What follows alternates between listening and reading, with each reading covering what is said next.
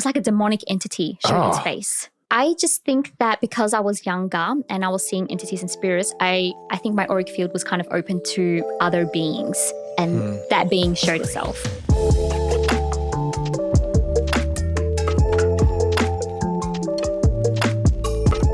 Okay, Debbie, how are you? I'm good, thanks. How are you? It's good. It's very nice to meet you for the first time. Pleasure. Nice to meet you too. Of course. And it's, it was an interesting time to meet someone for the first time with this type of discussion. Mm-hmm. And I know when we spoke prior, you mentioned, when I did ask you, have you lost anyone in your life? You brought up one specific person, right? Mm-hmm. Do you feel like getting right into it with that specific story that you kind of briefed me on? Sure. Let's get right into it. Let's get right into it, guys. We're here. Yeah. So what your grandfather? Yes, it was my grandpa. Well, okay, so in Asian culture, we were raised to call our elderlies grandma and grandpa, even though they weren't. So my real grandma and grandpa, they actually died in the genocide in Cambodia. So when my parents moved and migrated to Australia, we had an elderly couple who we named grandma and grandpa. So I was very close to both of them. But yeah, it was my grandpa that passed away in my life. Oh, wow. Okay. Mm-hmm. And you said Cambodia? Oh, no, it was in Australia. Well, I'm saying that's where your background is Cambodian? Oh, yes. My backgrounds and my family, my mom and dad are from Cambodia. Yeah. Yeah, I didn't know anything about that, the history of Cambodia and about the genocide. I visited there in 2016. Oh, nice. And we don't have to get into the whole history of Cambodia, but that was the first time I've ever even heard of it. Yes, there was a huge genocide that happened in Cambodia, very devastating. Millions of lives were lost. So basically the Pol Pot regime, they did a whole genocide and they wanted to bring Cambodia back to zero. So they murdered pretty much people who were smart, who were in politics, people who were part of king and queens, people who wore glasses. So a lot of my dad's side were pretty much murdered. And my dad and his sister survived. And they weren't even supposed to survive. They survived by accident. Wow. And half of my mom's side, they survived. And so I didn't even know how, to be honest, it was a miracle that my mom and dad survived because they shouldn't have. But what they did was they fled by foot from Cambodia to Thailand and they sought refuge in Thailand. And that's when Australia accepted them to live there. No way. Crazy story. See, I had no idea the conversation was going to go in this direction. So yeah. I mentioned earlier a lot, and people that listen often know this, I don't really plan what I'm going to ask. I like to go off the riff. So it's an interesting topic to start. Yeah. I'm just curious, is that something that you feel carries through the way you were raised? Is that brought up with your family's history and what they've gone through, or is that something that's not really discussed? It was definitely discussed when we were younger. I always saw my dad as a very strong father figure who was very protective. But when I was a kid and he'd tell us all about the stories, that was the only time I'd ever see him cry. Because obviously it was very traumatic to him to witness his whole family massacred and murdered right in front of his eyes. And so it definitely was different how they raised us compared to some of my friends from school because they were very overprotective with us. We weren't allowed to really go out, go to birthdays, have a social life. They were so overprotective and I always kind of never understood why. But now growing up in hindsight, I guess the reason why they were so, strict and controlling was because of everything that they have gone through. Yeah, and that's the perfect answer. And what I was thinking it might go towards, that makes sense, I guess, being overprotected. Mm-hmm. But I mean, that's a type of grief that starts before you. So it is interesting to see how that changed the way you were raised. Is that something that have they ever opened up regarding how they feel about it? I know you mentioned he cried that one time, but has he ever spoke about death with you in particular? Not really. I think it's hard for them to kind of speak about death, but I think the best way that Cambodian parents especially speak about death is more like the afterlife. So they understand that when family members die, they reincarnate and there's an afterlife that happens. Or they go to heaven and then they come back. That's how they see it because even when my mom, when she had her brother pass away, and he was one that survived the genocide. When he passed away, they didn't know how to grieve his death, to be honest, but they believed that he reincarnated into my younger sister. Oh. I know. That's kind of crazy. There was signs. My mom had a dream. We have, I don't know, me and my family, we have these things where we have weird dreams about some of our family members who have passed, which we were speaking about my grandpa before. I had a dream about him passing. But yeah, that he was going to reincarnate into my younger sister. Interesting. Yeah. Wait, this is the dream. Who had that dream? My mom had a dream that about her Okay. brother. Yeah. And I had a separate dream about my grandpa when he passed. So you everything you just explained, that's you believe in reincarnation and all that stuff? Yeah. Reincarnation is like a strong topic that a lot of Asian elders believe in. I wasn't sure if I believed in that myself, but to be honest, with the experiences that I've had, I've kind of noticed that I've had a lot of paranormal experiences for me not to believe that it isn't true. Like what? Oh, where should we begin? Literally everything. I want to hear everything. Okay, so I had a story of my grandpa. Mm-hmm. I was very close to my grandpa and grandpa, but my grandma and grandpa. But when he was dying from cancer and he was on his deathbed, and P.S. very traumatic thing to experience, like somebody passing right before your eyes, so traumatic. But when he passed, and I was in the hospital there with him when he took his last breath, and that night, when I went home, I went to sleep and I had this dream.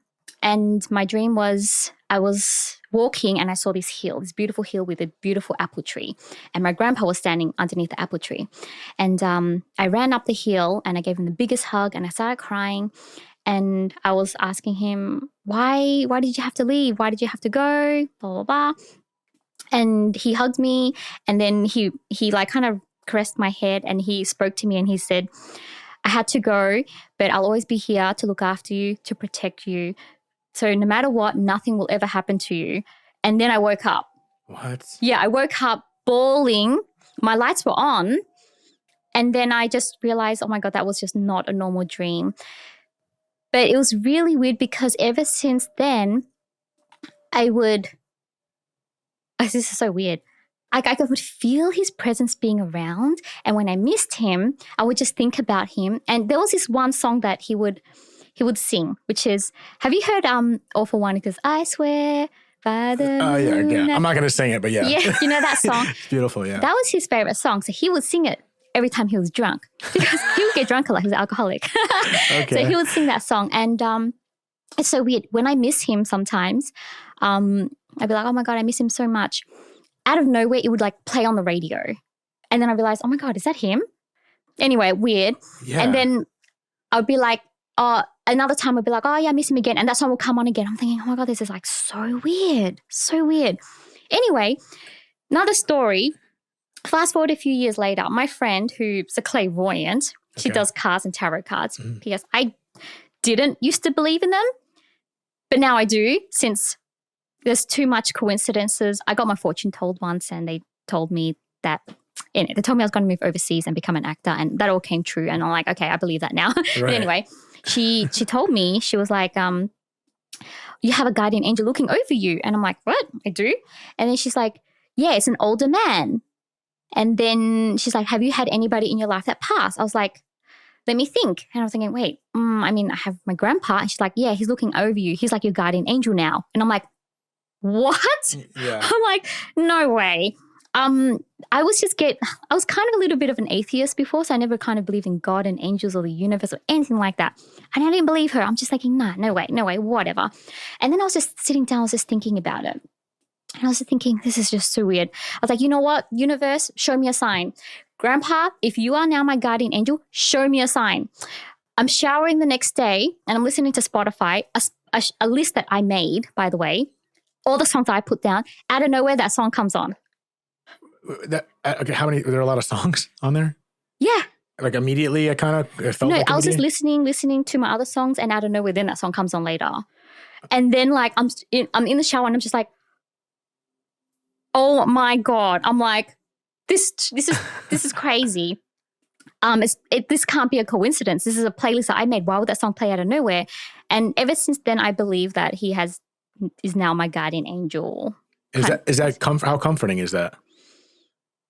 Very comforting. I think when I need help sometimes, I guess I talk to him and I pray for him and I feel comfort knowing that he's there. Yeah. So earlier you said you kind of were an atheist before that, and then, your cultural background primarily believes in reincarnation, right? So there's a little bit of a conflict there. A huge conflict because my parents, So my mom grew up Jehovah's Witness. My dad grew up a Catholic.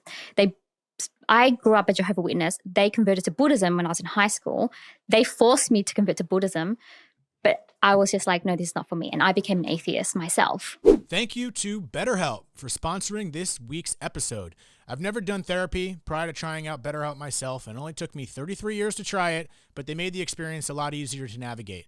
I'm not going to lie, I always felt a little bit nervous to go to therapy, and to do it at the comfort of my own home in sweatpants with the ability to access a vast network of therapists to find the right one for me made it a lot easier.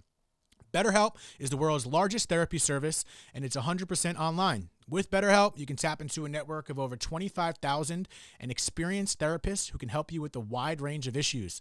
To get started, you just need to answer a few questions about your needs and your preferences in therapy. That way, BetterHelp can match you with the right therapist from their network. Then you can talk to your therapist literally however you feel comfortable, whether it's on the text, chat, phone, or video call. You can message your therapist at any time and schedule live sessions when it's convenient for you. If your therapist isn't the right fit for any reason, you can switch to a new therapist at no additional charge. With BetterHelp, you get the same professionalism and quality you expect from in-office therapy, but with a therapist who's custom-picked for you. More scheduling flexibility and a way more affordable price. We'll give you 10% off your first month at betterhelp.com/deadtalks. That's betterhelp.com/deadtalks. Now back to the show. Did anything happen that made you think there was no God? Yeah. Not that this is a religious podcast, but it all comes back to death, guys, so bear with me. Yeah, but was there anything that caused that? Because that's a big shift. Yeah. I was just in a really dark place, mentally, emotionally, and just like a lot of bad things happening that I lost my faith. I didn't believe in God. So I became an atheist. Probably one of my most darkest times. It was around the time that my grandpa passed away too. Yeah. So all these occurrences in regards to the dream and then your friend making that message, is that a transitionary point? There was a transition, point, because after that, I found spirituality and that kind of turned my life around. And then after finding spirituality, then I started to find faith. And then I was starting to find my faith around the time where my friend told me about him being my angel, because I didn't believe in angels back then. I still didn't believe in God back then. But now I believe in God. There's too many miracles for me not to believe in God. So what's your opinion on, so back with the reincarnation that we come back in a different form, and then if you have these moments of some kind of communication, how does that work? Maybe how does that work if it can't be both, right? Like if you reincarnate, obviously you're not going to be able to communicate. So if he's communicating, then he hasn't reincarnated. I have this theory, because I questioned that too, to be honest. And my theory is I don't think it's just black and white. I think it could be, imagine like parallel universes and that upon that.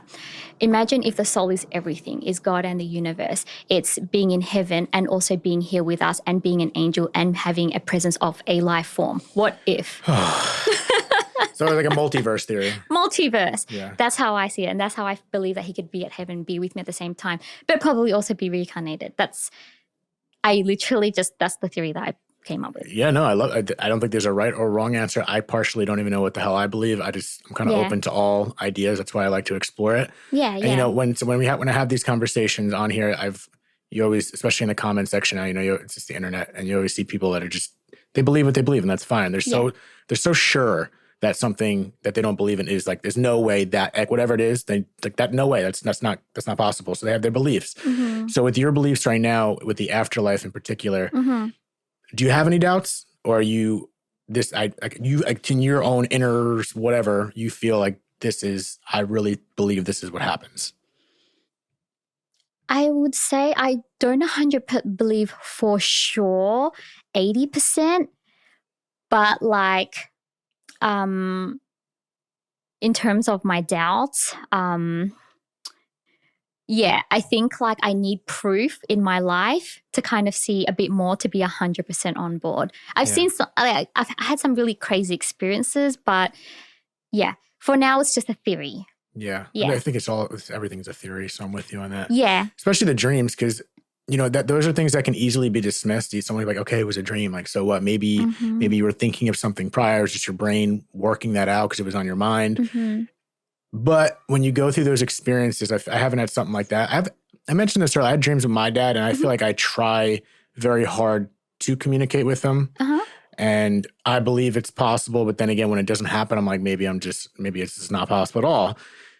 But I've never had a dream like the one you said. I feel like all the dreams that I have, it's not my dad. It feels like he's someone else, like someone else in his body, and doesn't feel like his personality, doesn't feel like his warmth, which is kind of disturbing to me in many ways. Somebody else, you think? I don't know if it's someone else or it's just literally just a dream of my figment of my imagination. I feel like I've still been waiting for a dream like that, what you've had, and it just hasn't happened really in 20 whatever years. But I guess where I was going with that is the experience that you feel, like you mentioned prior, that when you had that dream, it didn't feel like a dream. It felt different. It felt real. And it felt, have you ever experienced lucid dreaming? Yes. Once or twice. Yes. Yeah. Sorry, I'm gonna get my Indian style position. Oh, good. Okay. I'm a lucid dreamer. Constantly? For the most part, I would say not constantly. When I'm more grounded, I'm better at it. But when I'm kind of busy, not getting enough sleep, not eating right, not meditating, I tend to not be able to control my dreams. But so that kind of plays into a factor too. So, for example, if I plan to lucid dream when I go to sleep, and just say, for example, if I miss my grandpa and if I want to see him, I will set the intention, and most likely he would come. However, this is how I believe he reincarnated. There was a point where I stopped seeing him in my dreams.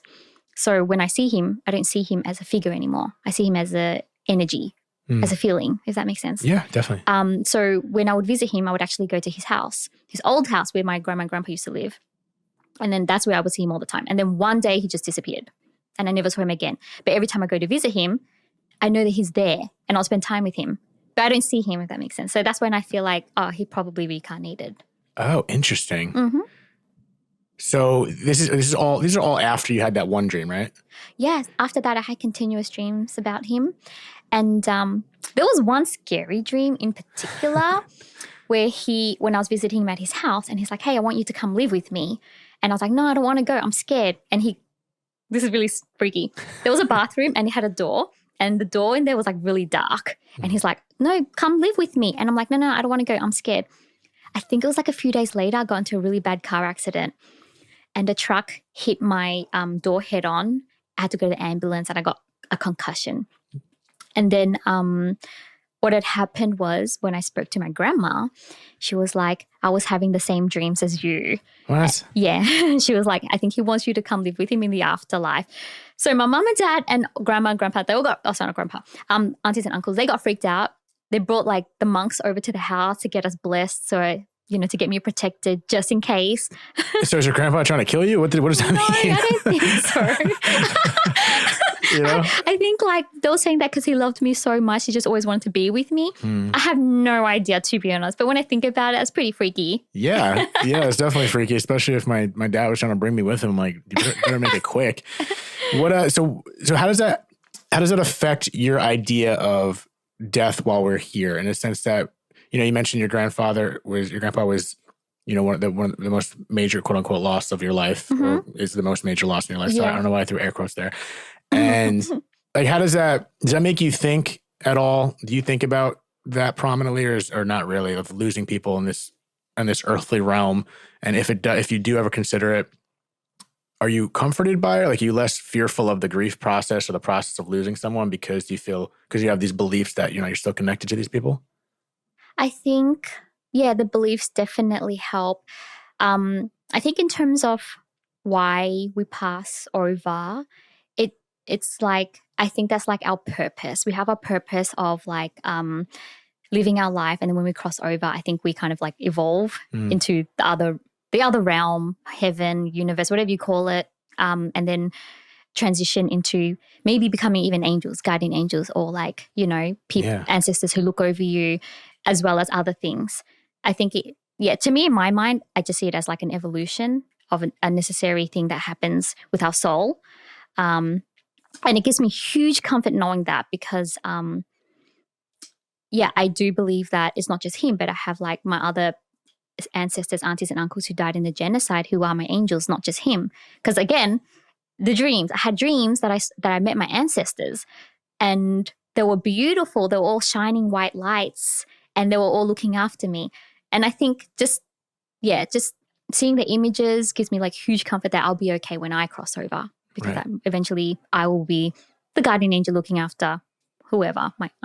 I kind of hope we have that task, because the idea of eternity freaks me out. The idea of just eternity forever. Like, what the hell are we doing forever? And maybe it won't even matter because it's so blissful or what. But I guess if you have little tasks to look over people, it's kind of a comforting thought. Maybe. I just think that maybe on the other side it's not going to be as hard as living on Earth right now. Doesn't that make you think, what the hell? Why are we trying to survive so much? I have no idea. It's so much better on the other side. Maybe. That's what I think. Yeah, what the hell are we doing? Yeah. Have you, I think it's an interesting conversation with someone like you that hasn't, you've been blessed to not have too much loss in your life, right? I say I'm very lucky. He's my only loss that I've ever had. But the people around me have experienced like a lot of loss. Friends who've lost their partners or sisters, brothers. Like, knock on wood, I'm very lucky.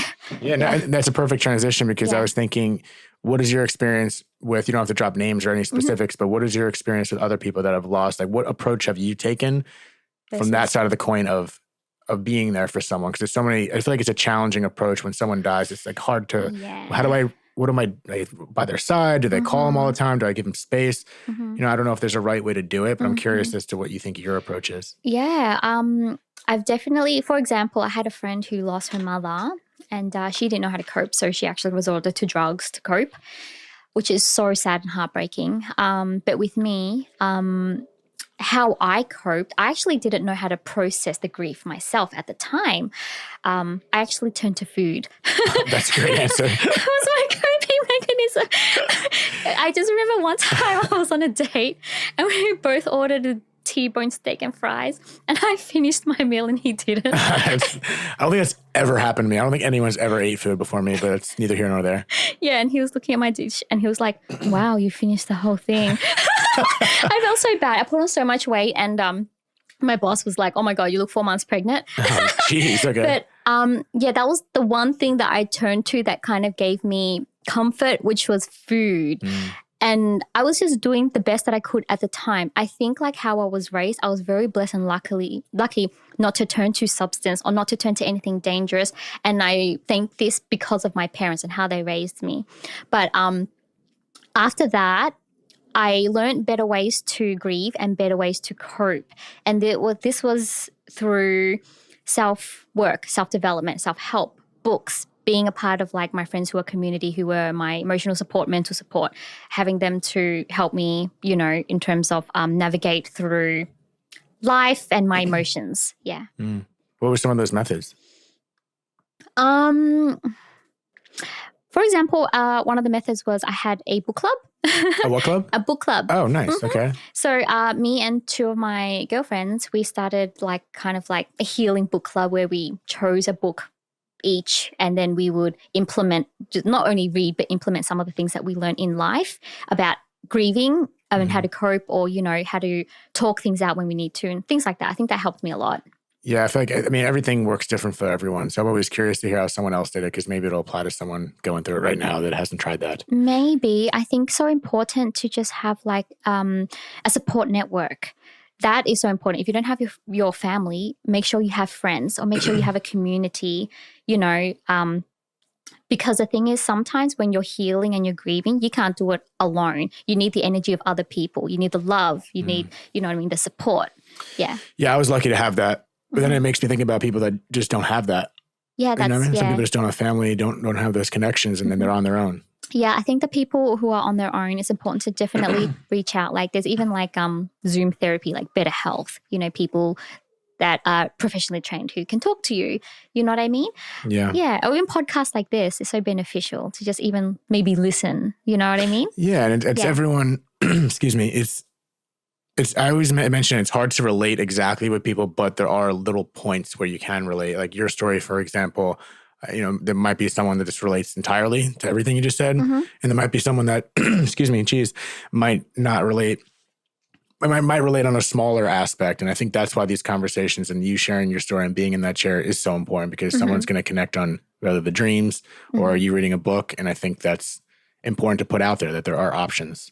Lots of options. I don't think it's just black and white. I think it's just everybody has their own journey, have their own way of just like doing things, experiencing things, and even like learning things. So yeah, some people have like, this is like all or nothing, but I think it's just such a gray area. It could be anything. What do you mean all or nothing?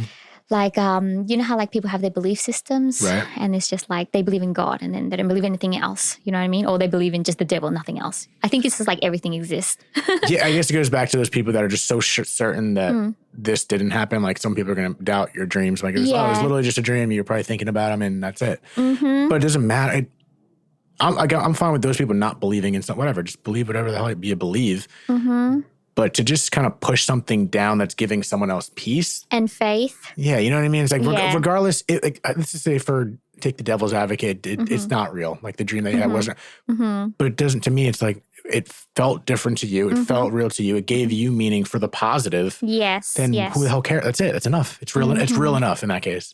Yeah. I mean, it's kind of hard because like, yeah, absolutely. I actually do have a few friends who don't believe in like dreams and they have told me, it's probably just a dream.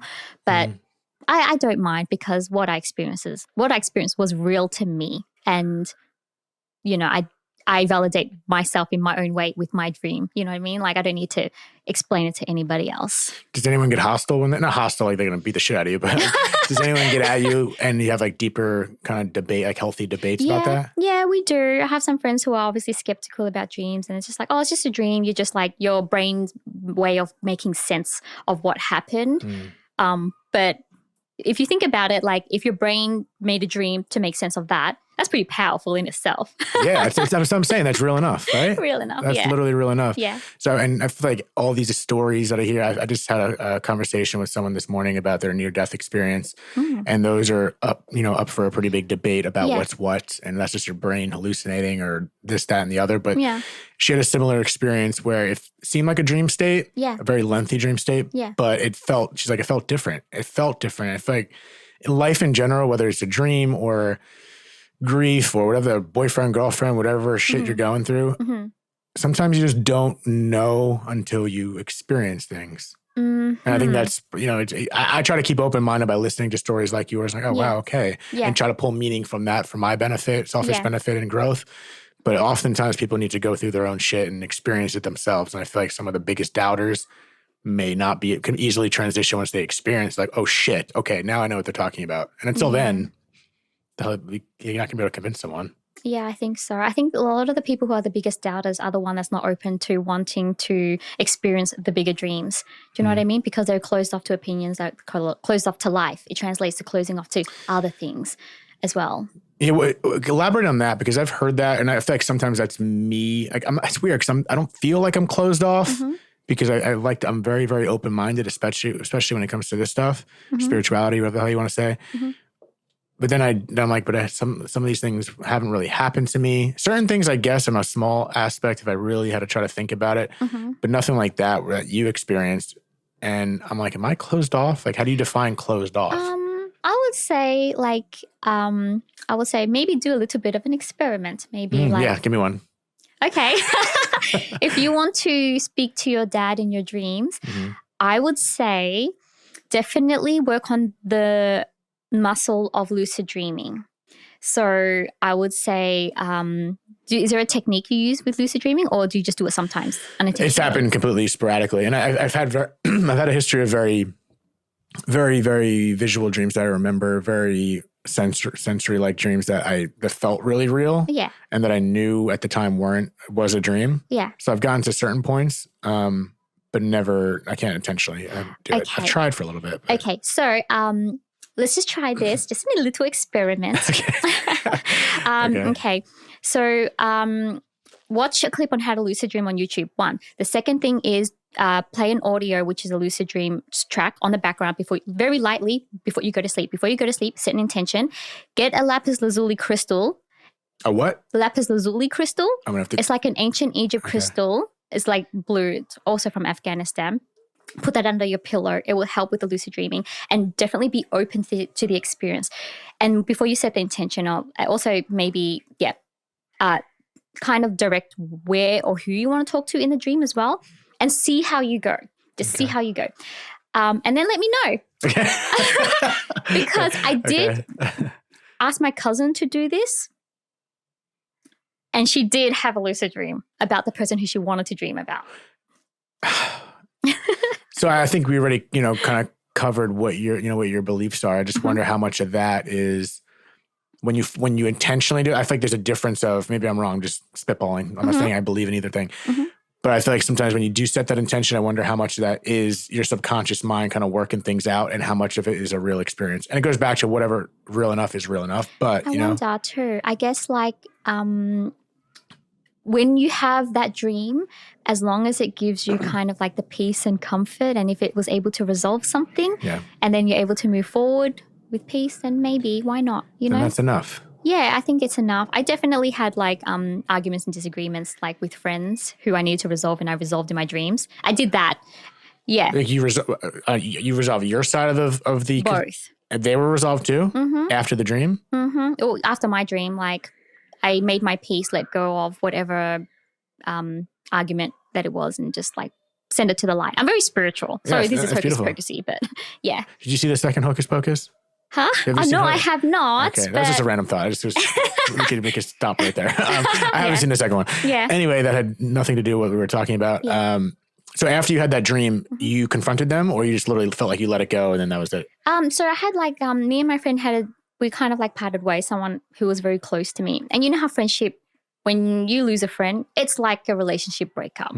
It's very devastating and causes physical pain.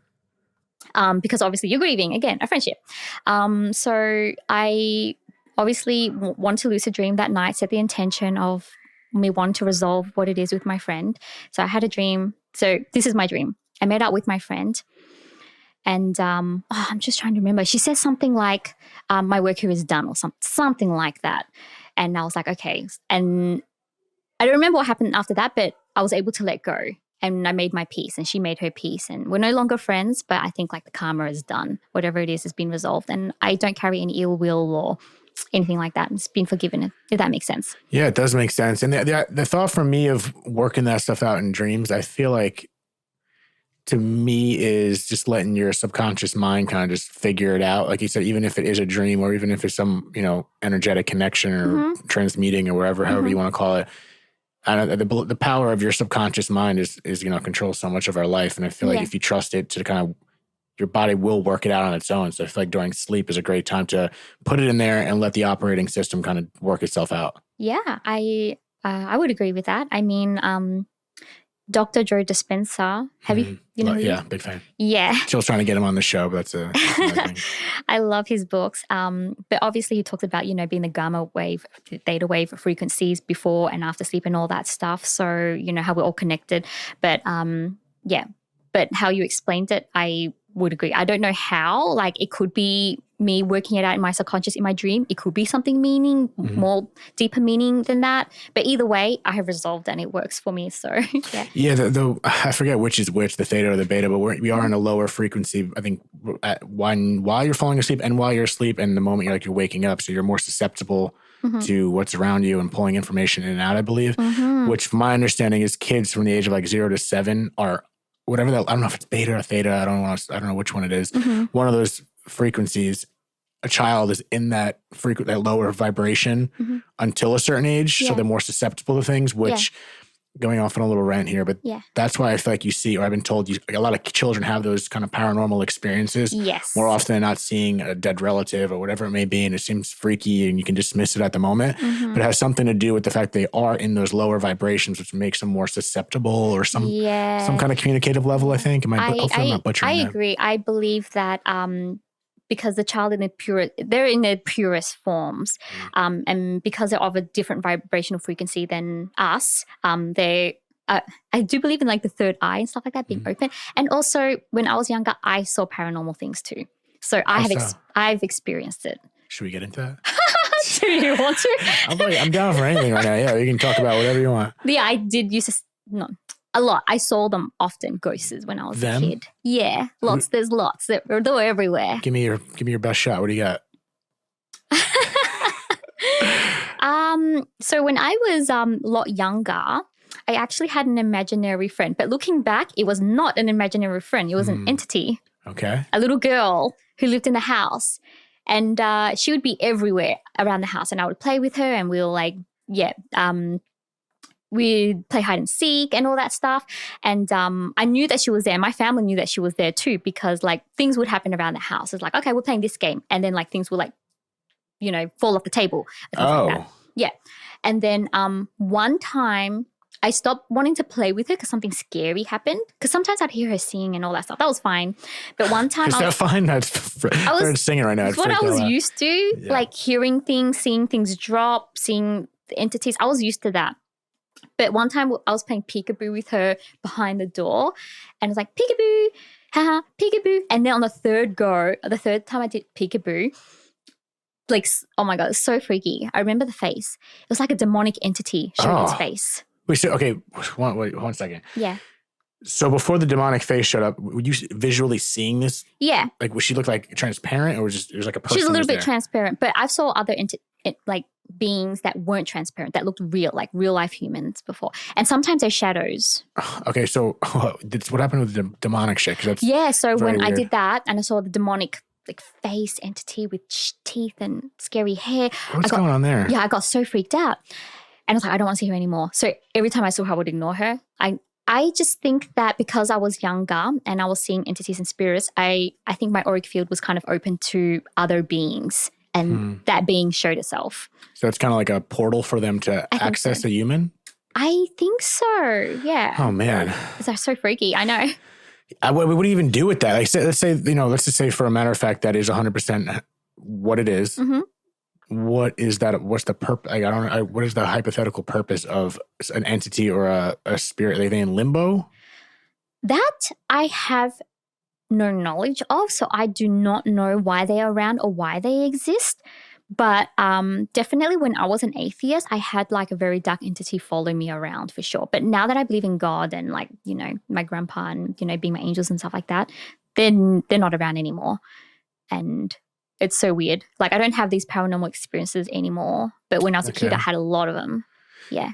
Why do you think that is? Do you think that's something that you've maybe closed off or just kind of moved on from those experiences and you're less open to it? Or it's just the way of the world or whatever the hell that is? I think that when we are born, some of us have gifts. And I think when I was younger, I had a gift, a clairvoyant gift. Because I used to see them, I used to hear them. And when I was younger, I was very good at lucid dreaming ever since I was a kid. And yeah, I think that was my gift as a kid, but it was a gift that I didn't want. Okay. So I close it off and I don't want to see any dead people anymore. Yeah. I mean, a little girl singing freaks me out enough, like in movies, let alone actually saying that. I still have a little bit of a gift though. I can go to anybody's house and I can feel the energy, if it's good energy, bad energy, and I can tell them which room. And most of the time I'm right. Should we do this right now? Is it bad? I could tell that this place has a cleansing energy. Okay. Yeah. What does that mean? Cleansing. Do you guys use sage here or anything? Or like oils? I've used sage here before in the past, but I guess I have the dispenser going off, but I don't think that's the same oil you're talking about. Mm-hmm. It has a very calming energy here. And just this room? Mm-hmm. I'm going to have you walk in the living room. Oh, okay. Well, now we have to do that right now. Yeah. Interesting. So how do you define if you're right? That's the thing. I don't know. Like, I guess every time I've gone to my friend's house and they're just like, hey, can you check this room or that room? I'll be like, yeah, this room is a bit weird. And then my friend will be like, oh my God, that's when my grandpa passed away. He would always used to stand here. Oh. I'm like, okay, cool. So my other friend, cool. I'm used to that because I was always right. And I'll be like, okay, hey babe, I don't like your house because it gives me like a really weird freaky feeling. My friend will go to like a clairvoyant and then she'll be like, yeah, the house is actually the clairvoyant said the same thing about the house. So there was kind of like a lot of correlations to what I was saying versus what was happening. And I turned out to be right. So yeah, I'm open to being wrong, but most of the time I'm just right. Okay. And I'll take the cleansing. That seems positive, I think. Yeah. Okay. So I didn't say anything bad. Otherwise I have to edit that part out. Yeah. Are you scared of dying? Dun, dun, dun. New question. Yeah. I'm with it right now. Yeah. No, I'm not afraid of dying. I used to be when I was younger, but now I think that dying is probably an experience to be had in this life. And I know if anything was to happen to me tomorrow, 100% live my life to the fullest. So. Yeah. Mm-hmm. And is that something that you said you used to be scared of? It was all these experiences compiled that just changed your mind? Yeah, pretty much. I used to be scared because I was afraid of what was on the other side. But I kind of had this really big psychedelic experience. Nice. Been there. Okay. Yeah. Nice.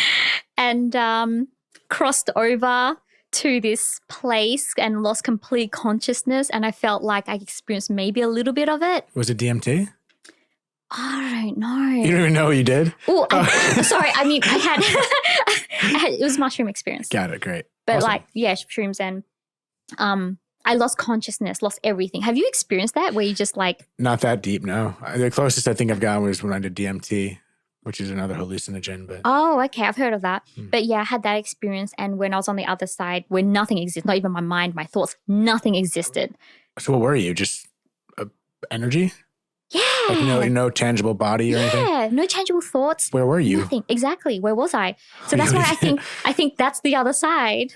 I could be wrong. Okay, so if you were on the other side, what's going on? What do we do there? What's going on?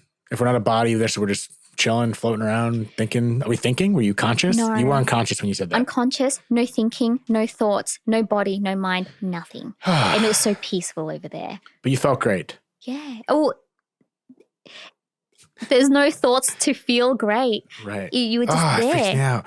Not in a bad way. It's just that the idea of nothingness, like when I think about what happens after, the idea of nothingness freaks me out. But I guess once again, it goes back to, but if there's nothingness, you won't even know. So it won't even matter. But that freaks me out thinking, because we're conscious now. We have this thought. I know I'm here. I feel this. I'm clapping. Yeah. But after that, it's like that just drives me down a weird black hole. It kind of felt like it was peaceful, but something more than peaceful. More than words can describe was peaceful. It just felt like you were the universe, if that makes sense. It makes sense. It looked like the universe, though. It looked like when you look in the galaxies and there was just stars. It looked like a bit like that. Did it feel, you remember the old screensaver on your computers that was like traveling through space? No. No? Do you have that in Australia? Which? like in the on the computers they have, it's just like a screensaver where it pops on after a certain amount of time and it's just space, like it feels like you're flying through space. No, I do remember a little thing going like that. No. Okay, yeah. Well, anyway, maybe it's American. I don't know. Maybe it's not going to make sense for the conversation, but I feel like that's how I envision it. Of like, I feel like we're traveling through space in some weird way. Maybe because I feel like I was there one time in another experience. On your DMT experience? Yeah, and the DMT thing. This was after. I feel like I got reactivated when I was in a sensory deprivation tank, an isolation tank, and then I kind of got back to that place. But there was in the moment when I tried that DMT, and I mentioned this before on the podcast, it felt as if there was, through some paranoia and fear, not understanding what was happening to me, there was a place of kind of euphoria and peace, as if everything was answered, even though I didn't ask any questions. There was like a temporary idle spot where I didn't feel tangible. I feel like I was just floating, but I was still conscious. But it did feel like, oh my God, everything's going to be okay. So I can't say I was on the other side, or maybe it kind of felt like I was. It felt like it was the transitionary period from after I died to the next place, but it felt like everything was okay. I think, have you heard of something called an ego death? Yes. Yeah, I think that might have been an ego death. I hope. That'd be great. I still struggle with some things. I'm like, I don't know if it's completely, it might be making a comeback. I think like with the ego death, it happens for us to shed the first outer layer of consciousness. But when we come back in our human form, we still need to experience life. It's going to be a roller coaster like this. It doesn't all of a sudden we're conscious. We need to go through life. It's going to be ups and downs, and we need to continue that. I don't think we just have one ego death. I think we have maybe a few more. Maybe some have one. Maybe some have a few. It's just different. How would you define an ego death?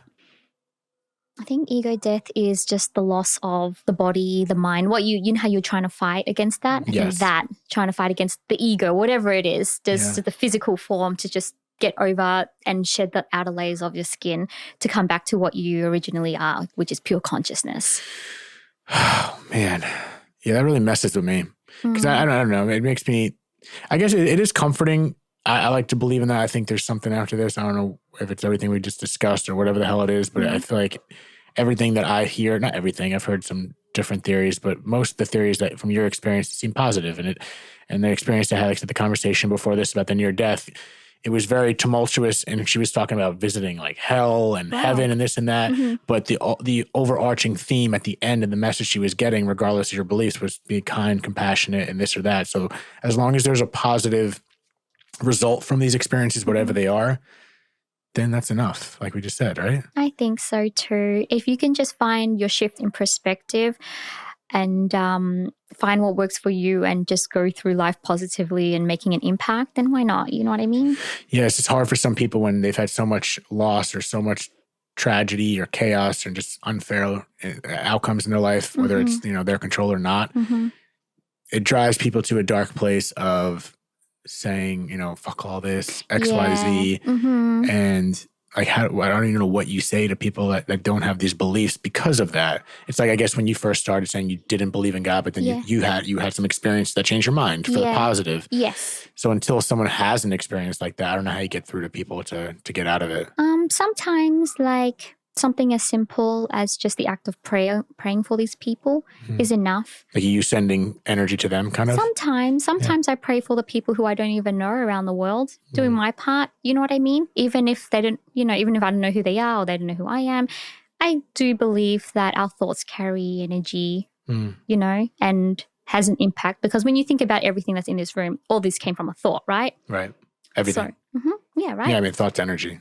Yeah, so yeah, obviously we know how powerful our mind can be. So for those people, to be honest, I don't have the answer, but all I know is sometimes I pray for them. I love that. Yeah. That's good. I like that. Yeah. And I want to go back real quick to the way your parents, they survived, some tragic times, and then that kind of replayed their way of nurturing towards you and being protective due to that. And it seems like you've had a different, maybe similar, maybe not different. You've had your own experiences that, made you less fearful of death. So have any of their ways of being overprotective stuck on you, or do you feel like you've kind of like, I don't think I'm not saying that's a bad thing, but obviously overprotective can get pushed too much maybe. But is that method shed on you, or do you feel like you have a different way of nurturing because of now your experiences with comforting on the other side and stuff? Does that make sense? I think I have a more different but yet empathic way of nurturing. I think that their method on me just did not work, because when I went into the real world, I basically experienced a lot of bad things because I wasn't street smart, because I was so overprotected. So I had to really learn what it is to be on my own, to kind of live life, to know what danger looks like, things like that, and learn life skills. So that didn't work for me. But at the end of the day, I still am grateful that they raised me the way they did, because they really just did the best, with what they knew and the resources that they had at that time. Right. But now, in terms of how I have my relationship with my friends, or even how like I raise my dog, for instance, I'm not going to be strict on him. I have more of a kind of like a gentle parenting approach to him, or, with every relationship that I have in my life pretty much. But yeah. I haven't, and when I say this, everyone take it with, as always, take literally everything I say with a grain of salt. But going, like if I lost a sibling, God forbid, or if I lost a partner or a child, which I don't have, but so I can't relate to anyone that lost a child. I feel like there is it makes sense to have someone that lost a child or a partner hang on tighter to the people around you that you have. And I feel like there's a double-edged sword there, where obviously you want to appreciate and be grateful for who you still have. But I think it can have a negative effect if you latch on too much and have that attachment and be overprotective, because then you're not going to allow your kid or someone have their own experiences and, fall on their ass to get back up. Yeah. I think that the reason why that happens is because they haven't 100% healed, because they're still holding on to that. I think once you're healed, they'll be able to let go and have like a comfort knowing that things will be okay. But I think like it's kind of hard, because obviously my parents, like old school generation, is like having to articulate that to them is kind of like harder. But I guess I interact with them in forgiveness and caring and nurturing in the way that I can. But I know what you mean, because my sister, she lost 2 kids. Yeah. 2 babies that were full term. And she was doing what you were saying, actually, being protective and just like, she hadn't really, I guess she hadn't really like healed from it yet. There's like, when you go to her house, she has like a whole shrine of the baby's photos and everything, and candles and Yeah. So, yeah, I can't imagine. No, I literally can't imagine. And, you know, sometimes I try to refrain from saying that because I, you know, puts the other person in a weird place. Saying, you know, it's a weird thing to say, but I say, I catch myself saying that all the time. Yeah. Yeah, I don't know. I think sometimes, like I said earlier, we just need to experience things. And we can, I like these conversations because you can learn through others. I really believe you can really learn through others' experience. I think that takes a certain discipline to make that connection and really let it hit you. But oftentimes we just need to go through our own shit, unfortunately. And that's how we're going to figure it out. Because the big premise of these conversations is I don't want people to wait for tragedy to wake up a little bit and, you know, shift your perspective or be grateful for someone you had in your life. And I hope some of these conversations cause that. But at the same time, I hate to say it, but it takes, you know, getting punched in the face sometimes to make those realizations. And I just hope these conversations can kind of avoid waiting for a punch in the face. Yeah, I think absolutely it will. Yeah, life kind of has a gnarly way of teaching you lessons sometimes, but podcasts like these are so important. You know, it gives people like you know, it basically sharing my story. It's kind of a little bit voodoo weird, but but like I hope it, you know, helps somebody out there. Yeah, well, I'm sure it will. Yeah. And on that note, I want to thank you for being here. And unless you just said it, do you have any official last words?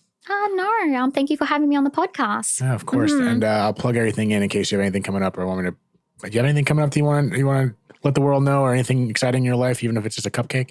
Not really. Okay. Perfect. I'm going to have to try your methods out of the lucid dreaming. Oh, yeah. Tell me how you go. I will. I'm going to test it out and see if I have any luck here. Hopefully, you know, Papa Dukes over there will drop some kind of knowledge on me because I feel like I need it right now. But that's all me. I think he's always with you. I appreciate it. Yeah. Maybe he's the one cleansing the shit out of my place.